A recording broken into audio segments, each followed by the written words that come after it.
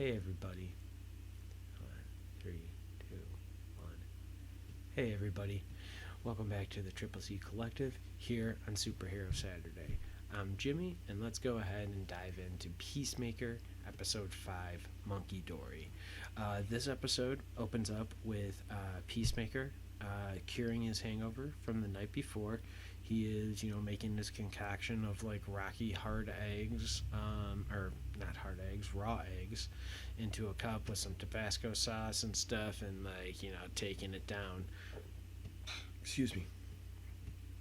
Trying to get himself all better, dealing with the heaviness and stuff that like he kind of came to terms with, thought about, because like last episode people were talking about things in this file, and then like as we saw, like he clearly got into a fight with his brother, or like a forced fight with his brother, and he like killed his brother, it seemed like, or made the we know his brother is dead, and we did find out from Harcourt that like his brother was dead and he was involved. Well, in the flashback, while Peacemaker was getting wasted in the episode before, we have that flashback of him having that fight with his brother. In this, like, he's clearly like still dealing with all of that, hungover. He steps outside to just get some fresh air and do that whole thing. Eagerly goes off and grabs some food, brings it back, and is like nudging it over towards Peacemaker, and he's like, nah, that's yours, you can have it, I don't need it. It's actually extremely funny. And then Eagly's like, but are you mad at me? He's like, no, I love you too, buddy, I love you too. It's actually really adorable, and I love that Eagly is a completely like CGI character. Like, I don't know, it's just really cool. I love it. I really didn't know how I was gonna feel about Eagly at first, but like in the end, Eagly's the best. Eagly's the best. Everybody wants more Eagly. And we get Leota and Kia. They're talking about having some trouble, wanting to like come back to each other. Adebayo, Leota Adebayo, she gets text from her mom, Amanda Waller, about like Peacemaker's diary and everything like that. Then we get everybody at the Peacemaker HQ. They have a what are the butterflies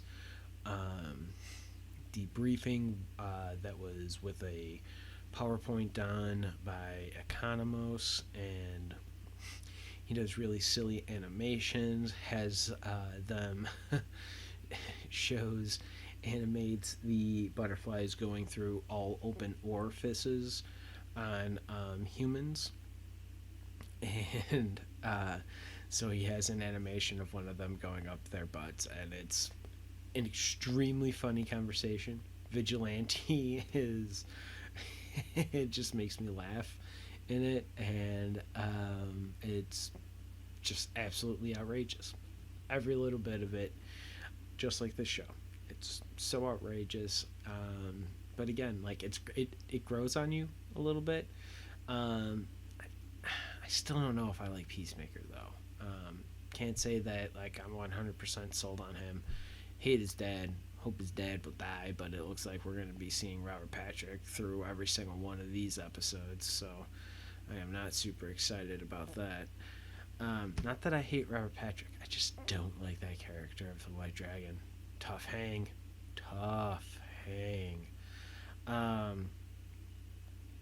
But we get the debriefing. In the debriefing, we also find out, like, aside from the funny animations, we get that that the butterflies are all over the government and different celebrities. There's we get Peacemaker making outlandish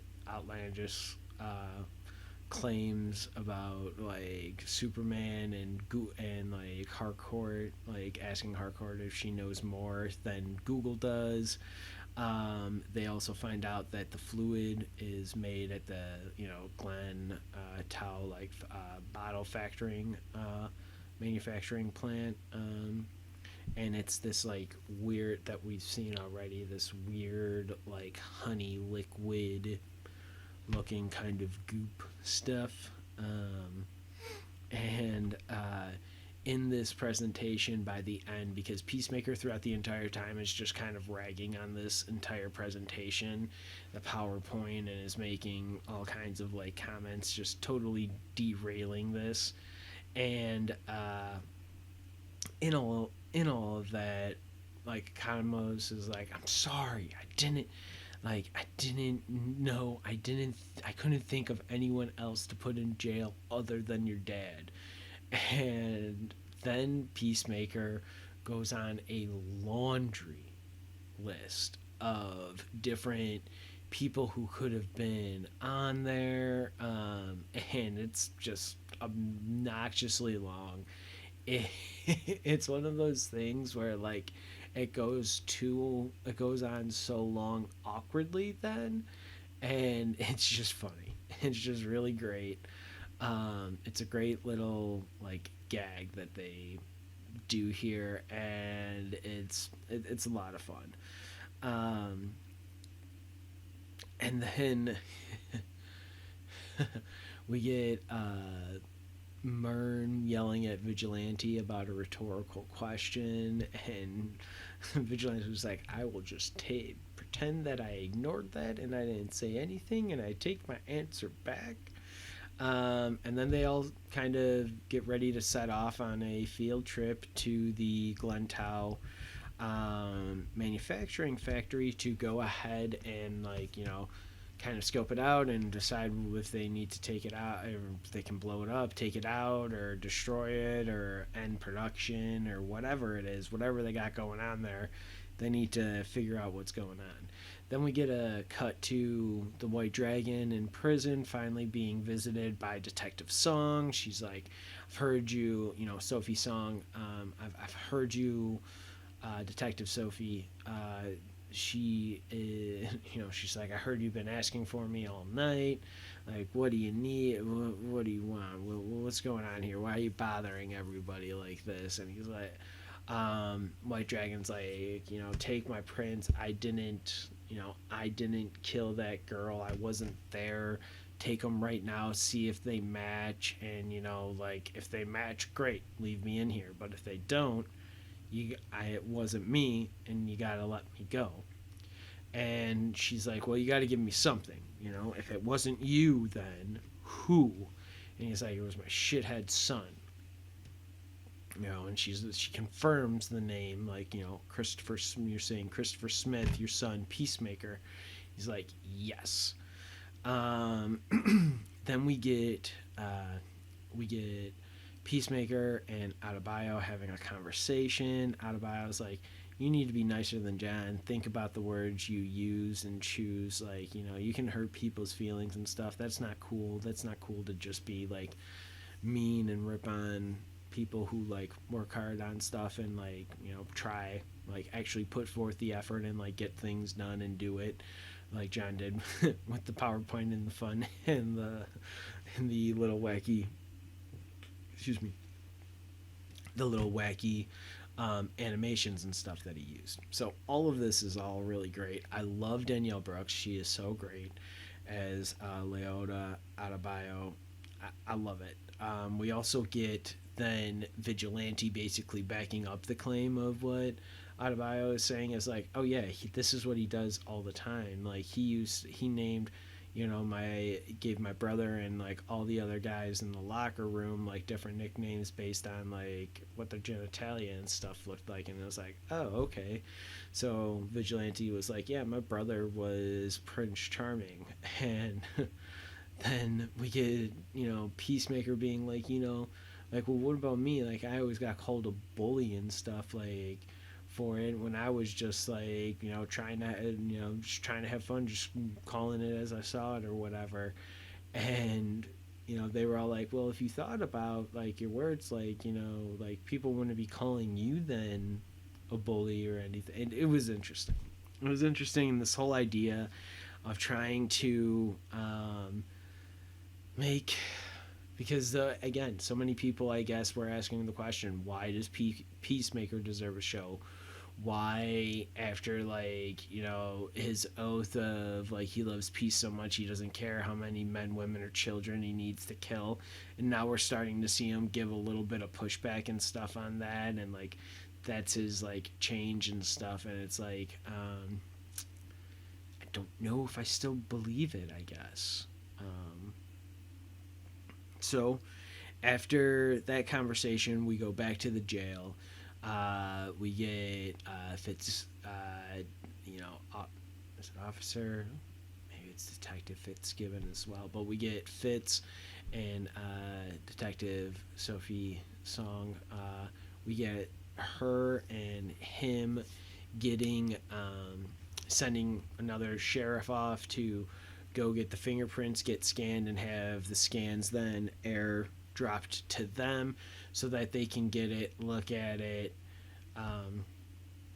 as well, so that they can continue on to figure out if Christopher Smith, Peacemaker, actually, like, if his fingerprints were actually there, if it's the White Dragon's fingerprints or whatnot.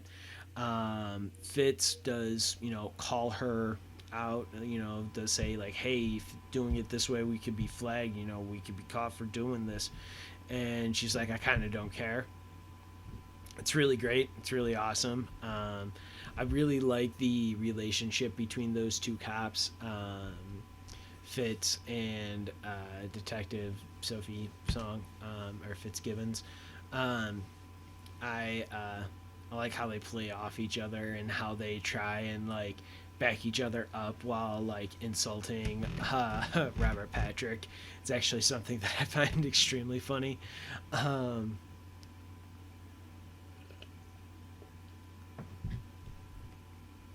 So all of that is great, but they talk about, like, being flagged. Then we get the Peacemaker team getting their van traveling on. They're traveling in the van. They're listening to the Hanoni Rocks. Peacemaker and John, like, they have this really great bonding moment over music and the 11th Street Kids. They listen to this song for about 30 seconds before they arrive at the Glendow factory. Then we see Myrn meeting with this, like, mystery man. The cops then see the fingerprints don't match. They go see Amber and Evan. You know, Evan admits it and, like, says, like, how they Evan admits it about how they, you know, about how Peacemaker would, like, actually was the one who abducted them, but he was actually really nice. And, like, they're like, but wait a second, isn't the guy who's in there, like, a Nazi or something? Are you really gonna let that guy out? Like, is this really such a bad thing? And that's kind of been, like, the whole thing about, like, Robert Patrick and, like, now you know, Fitz and, like, Song looking into all of this and, like, double checking all of this is, like, well, he's, like, a Nazi, so, like, just doesn't, like, let him be in jail. And so it's really funny. Everyone keeps having, like, this kind of reaction and stuff to it. It's great. But the mystery man that Myrn meets with, he then, you know, is, like, somebody who used to work with, like, Myrn in his in Myrn's, like, being bad days, that, like, John, like, Economos and, like, him talked about when they were putting up cameras, I believe, around the Goff residence. So then we, you know, like, Waller calls in, you know, this guy, this mystery man, to help out Myrn. Then we get the cops meeting with Amber and Evan. Then we get the factory entry. And we're going to be here in the factory for a few minutes, and it's pretty awesome. Everything about this is really great because they split up into, like, two teams and everything. We get Leota, Adebayo, and like Peacemaker in one team. We get actually just before the entry, as they're like gearing up before they split off, we get Peacemaker being like, no, I fought these butterflies before. Like I can handle them. Like I'm an authority here. We get a Harcourt also saying like we need to not be super loud, put that shotgun away, like use your pistol, and he says something about like if I'm going to finger bang you, I'm not going to use my pinky, and Adebayo and Peacemaker then have a conversation about where Peacemaker forgets that women have fingers and that lesbian women do more finger banging than any other couple, and like the whole conversation is absolutely like hilarious and ridiculous and like completely off the wall. But I mean that's what everything in Peacemaker has been. And it but like it's the delivery of all of this, like it only works so well because it's coming from Danielle Brooks, and she's just brilliant in this show. So good. Like, oh man, she's great. We also get the we also get Vigilante trying to bring in a chainsaw to the factory to try and kill people with that, and Harcourt, lays down her hammer, her rule, and says, "No, you are not bringing in the chainsaw. We're gonna leave this here in the van, and we're gonna go in." And then that's it's just so funny seeing the chainsaw. Then they do Adebayo and Harcourt do a like rock paper scissors game, and Harcourt gets Vigilante, Adebayo gets Peacemaker. Adebayo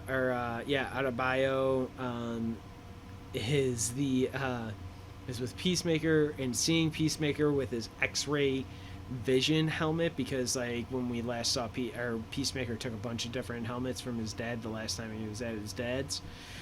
So this one that he also took, one of them that he took was an X-ray vision helmet, which is like really awesome and it's really great.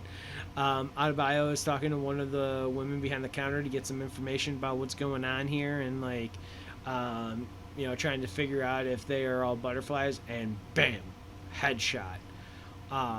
And Peacemaker just starts taking out everyone that we start seeing in our near vicinity that isn't Adebayo, because they are all butterflies, and he can see the butterflies sitting up here in people's brains, which is wild. So he sees the little bugs. Like, we knew that they were there when he shot Goff in the head, and the butterfly came out of Goff's head. Wild, and it's so awesome, and it's just, Adebayo and Peacemaker then taking out like everyone in their near vicinity, just working their way in. It's really awesome. It's really great. We get Vigilante and Hardcore. They find the actual like containers, like little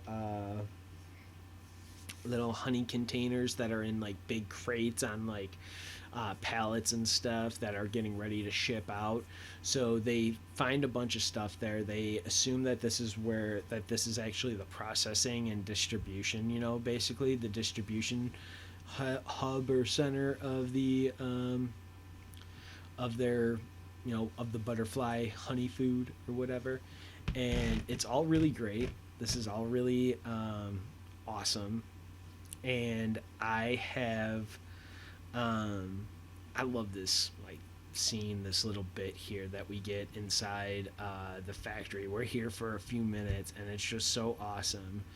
But they find the food in all the crates, so they're able to confirm that at least the distribution of it is being done here. But they also get spotted, and and they then set off. They get like some of the workers all start chasing after them, start running after Harcourt and Vigilante. They're able to get themselves basically away from all these workers, barricade themselves into another room as all of these butterfly infested workers are just banging down the doors, kind of like zombies, you know. Because they also have this like really weird like kind of roar and stuff, and the butterflies are like the humans that are being like or that are infected by the butterflies. We get John, Economos from the van is watching the whole time. We get somebody saying that like your friends, they're in with Charlie. Well, who's Charlie? I want to know, like, what does that mean? We get we get Peacemaker and Adebayo, and they find the locked door of Harcourt and Vigilante. They see that huge mob of the human infected butterflies, and Peacemaker grabs what I believe he said was a Russian torpedo that had a hand grenade attached to it, and he throws it. He's like, a hand grenade will only kill like 2 people. Like, there's a bunch of them over there, so he needed something bigger. So that's why he grabbed that and did that, and he throws it, and it goes boom. And this is actually where, in the trailer, we have seen, or in some of the trailers, some of the promo, like little TV bits or whatever, promotional bits, show Peacemaker and Adebayo like jumping away from an explosion, and this is like that shot. Adebayo is wearing the exact costume that she is, or that we saw like in those promos in this scene and sequence here. So they so Adebayo and Peacemaker throw the Peacemaker throws that bomb. It goes off, destroys the door, and a bunch of people and a bunch of like the butterfly infected in front of it. Adebayo is yelling at Peacemaker as well, like, would have been nice, to tell me to run. And Peacemaker's like, I have to tell you to run from a bomb? It's a great point. Really? I have to tell you to run from a bomb? Come on now. You should know to run from a bomb. It's kind of funny because he's not wrong. But then we get the gorilla fight. Charlie is the missing gorilla. And so it's really interesting because I know before I asked about are we going to see a Gorilla Grodd? And in this, they kind of give us it a little bit. They give us a weird Gorilla Grodd because this gorilla does ask a question, kind of speaks a little bit, says like a word or two before it starts like just tearing the place up and tossing Harcourt and Vigilante and Peacemaker and Adebayo around like they're freaking rag dolls.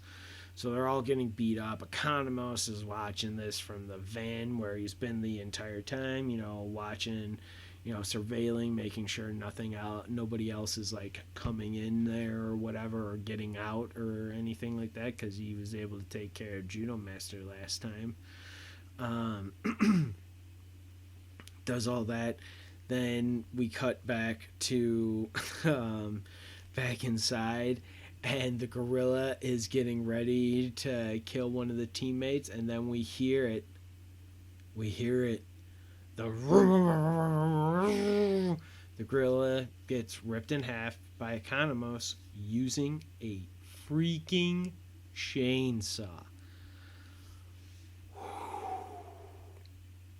That was wild. That was crazy, and that was awesome. I loved every little bit bit of it. It was not what I was expecting at all, and it's wild, just freaking wild. Um,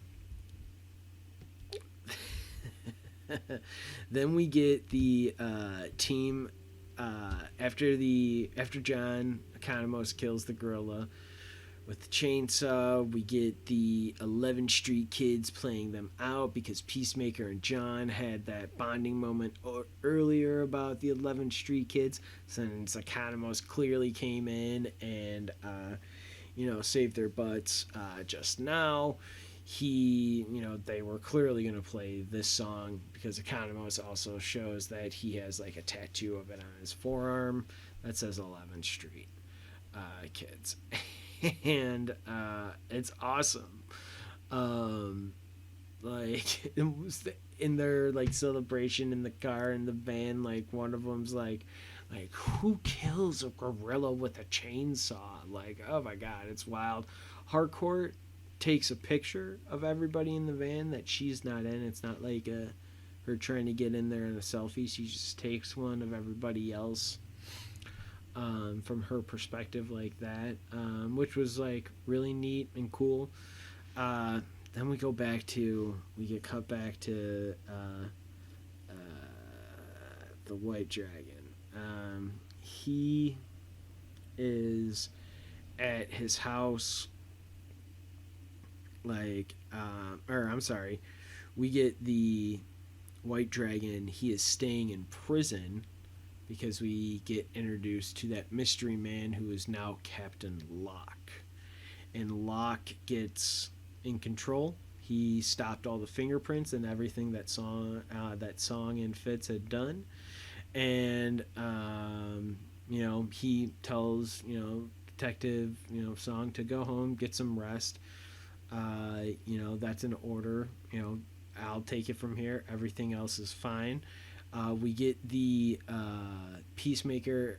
They're back at their HQ. We're getting that debrief. They're giving the gorilla fight recap. They now, the big thing that they got from all of that is that now butterflies can take control of things, of all animals, not just humans, but they can take control of, gorillas and obviously all kinds of other animals to do like a full on whole new life form invasion of Earth here. Like every living life form will become infested with some butterfly, is what we're kind of gathering from this, which is crazy, wild. We don't know they don't know where the raw source of the food is coming from. They're still trying to find that.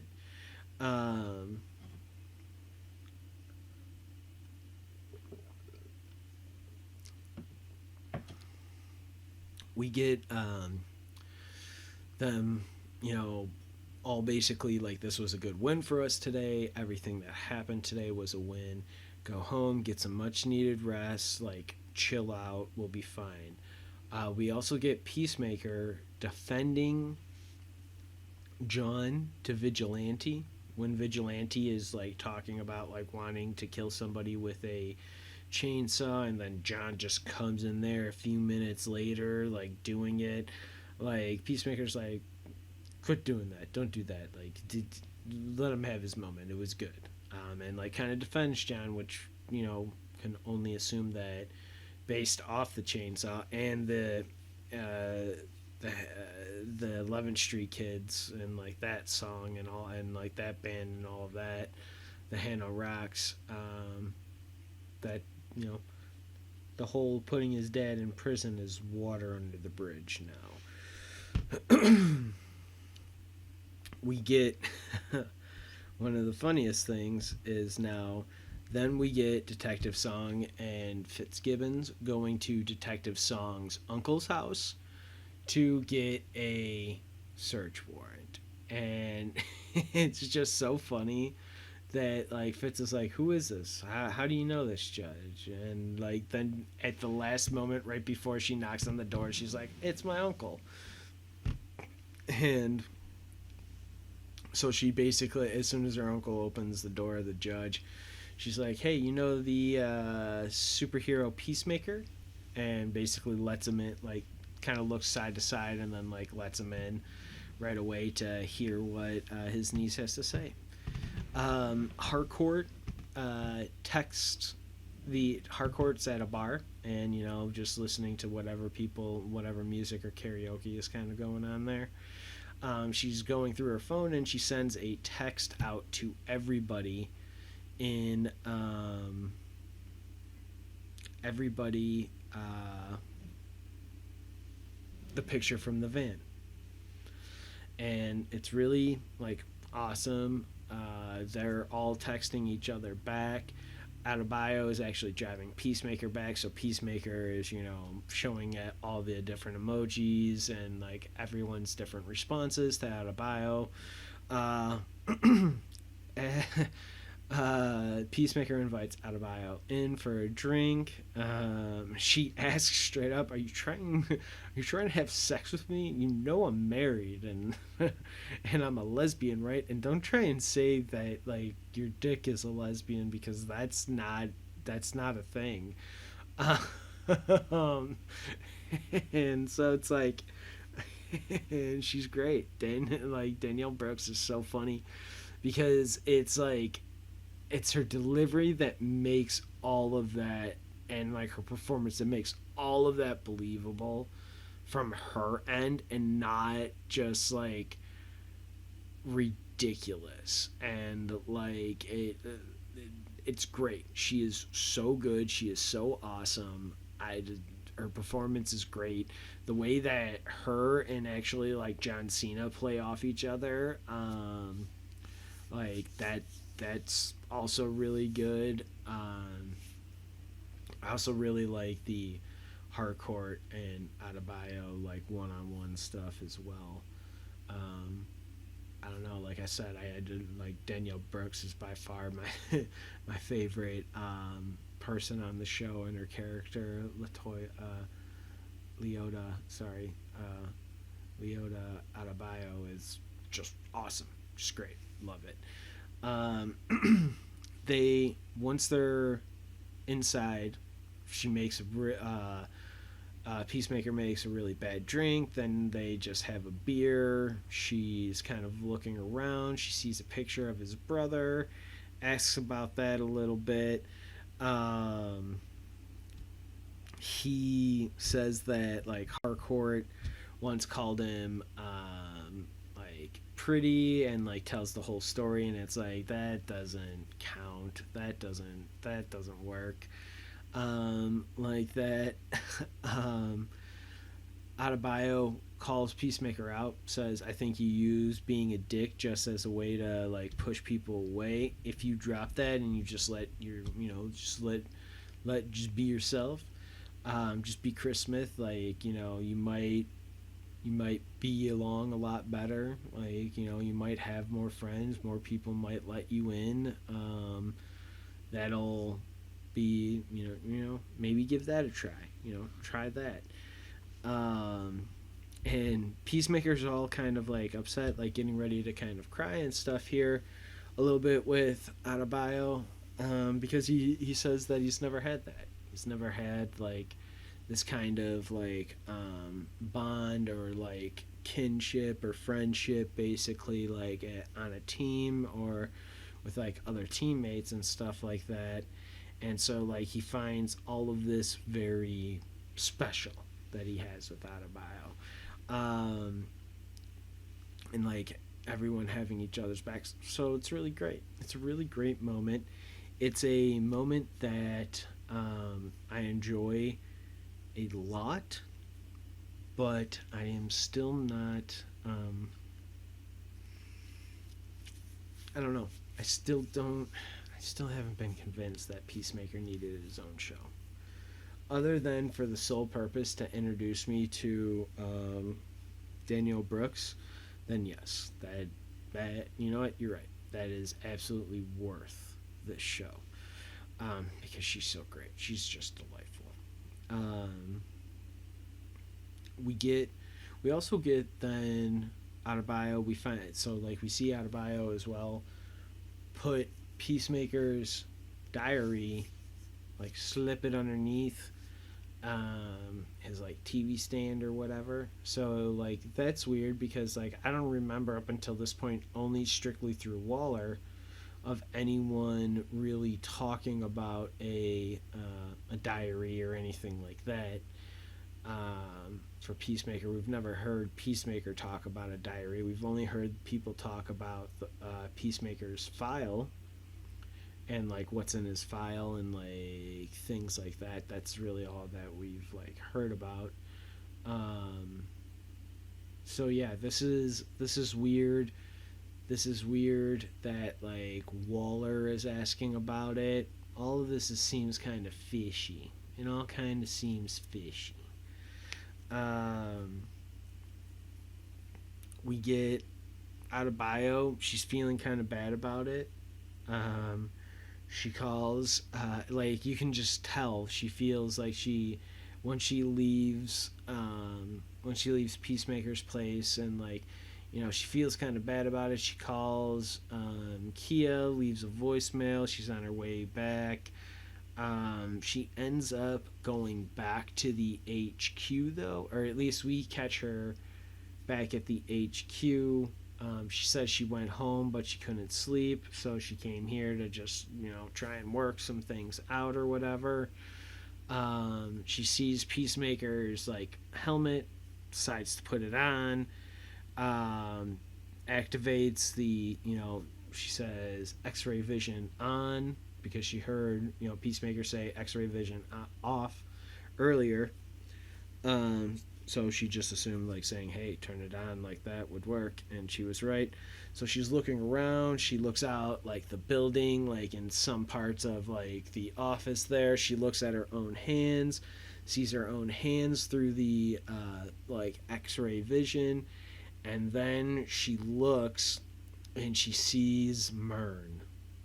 And big old spoilers.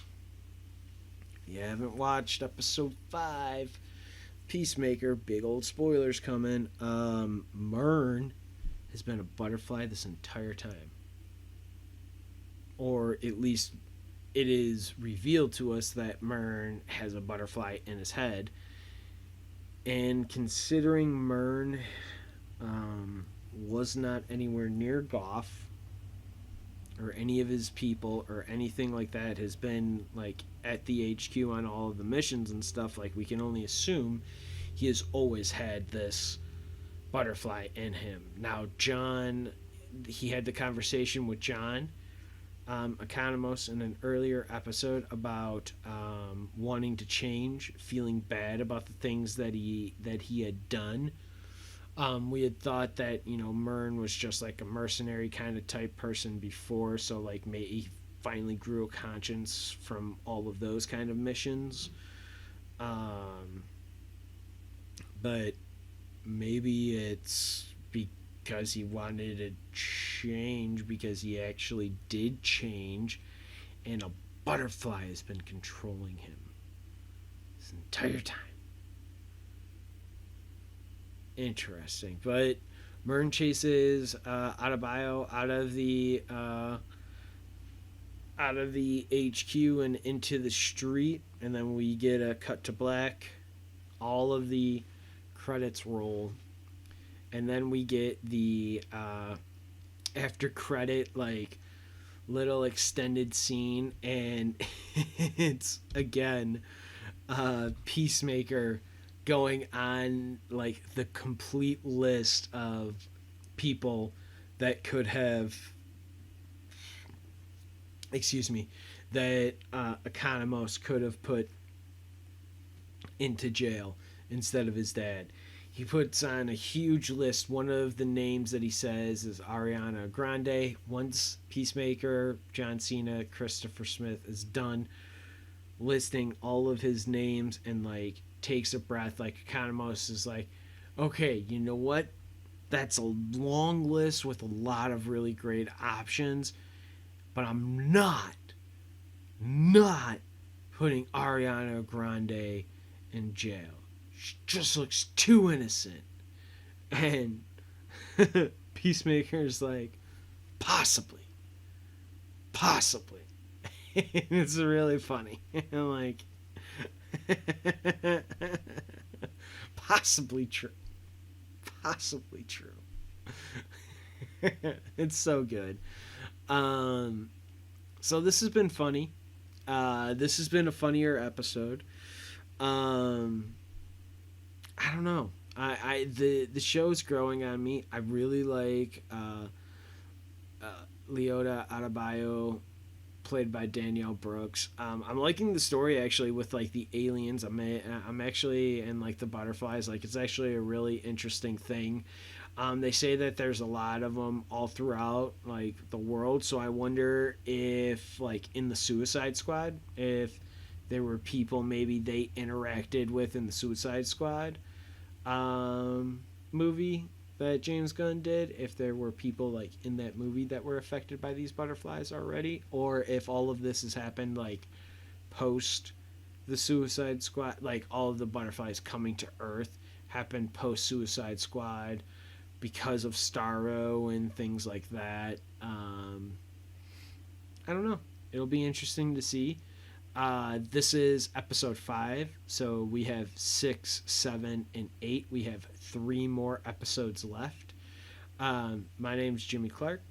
Thank you for joining us here on the Triple C Collective for Superhero Saturdays, Peacemaker, Season 1, Episode 5, Monkey Dory. Stay safe.